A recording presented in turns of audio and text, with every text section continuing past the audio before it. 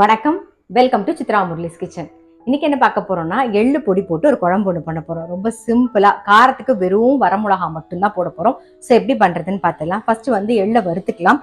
நல்லா ஒரு table spoon எடுத்திருக்கேன் நான் எள்ளை. அதை வறுத்து போனாம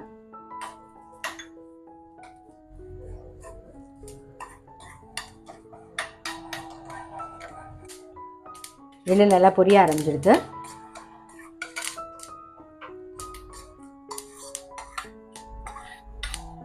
மிக்சி ஜாரில் மாற்றிட்டு ஆறினோடனே கோர்ஸாக சும்மா விப்பரில் ஒரு ஓட்டு ஓட்டிக்கலாம்.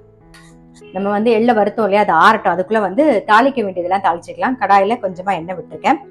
வந்து கடுகு, பெருங்காயம், கொஞ்சம் கடலைப்பருப்பு, உளுத்தம்பருப்பு கால் டீஸ்பூன், துவரம்பருப்பு ஒரு அரை டீஸ்பூன், வெந்தயம் ஒரு பிஞ்ச்,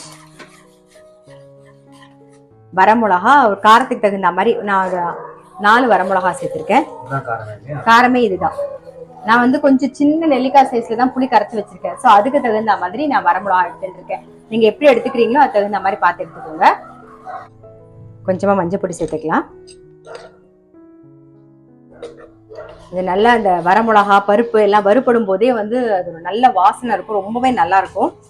இப்போ வந்து புளி நசுன மாதிரி சின்ன நெல்லிக்காய் சைஸ்ல கரைச்சி வச்சிருக்கேன், அதை சேர்க்கிறேன்.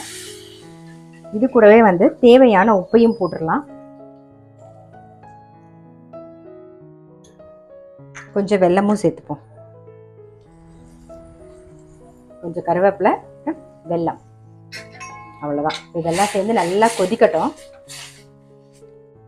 இந்த பக்கம் புளி தண்ணி நல்லா கொதிச்செடுத்து எள்ளையும் வந்து விப்பர்ல ஒரு ஓட்டு ஓட்டியாச்சு. இப்போ வந்து இந்த எள்ளு பொடியை இதில் சேர்த்துடலாம். சேர்த்து நல்லா மிக்ஸ் பண்ணிட்டு நல்லா ஒரு கொதி வரணும். எள்ளு பொடி சேர்த்தோடனே ஒரு கொதி வரணும். எள்ளு பொடி சேர்த்து நல்லா கொதிச்சாச்சு. அவ்வளோதான், நம்மளுடைய எள்ளு பொடி குழம்பு ரெடி.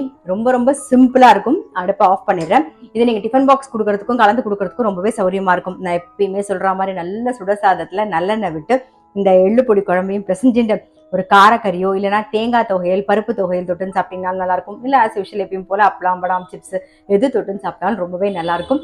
கண்டிப்பாக வந்து இந்த மாதிரி எள்ளு பொடி குழம்பு ட்ரை பண்ணி பார்க்கல அப்படின்னா டெஃபினட்டாக ட்ரை பண்ணி பாருங்கள். ரொம்ப ரொம்ப சிம்பிள் இன்க்ரீடியன்ட் தான். நீங்கள் பார்க்கும்போதே வந்து உடனே ட்ரை பண்ணி பார்த்துடலாம். அந்த அளவுக்கு ரொம்ப டேஸ்டாகவும் இருக்கும், ரொம்ப சிம்பிளாகவும் இருக்கும்.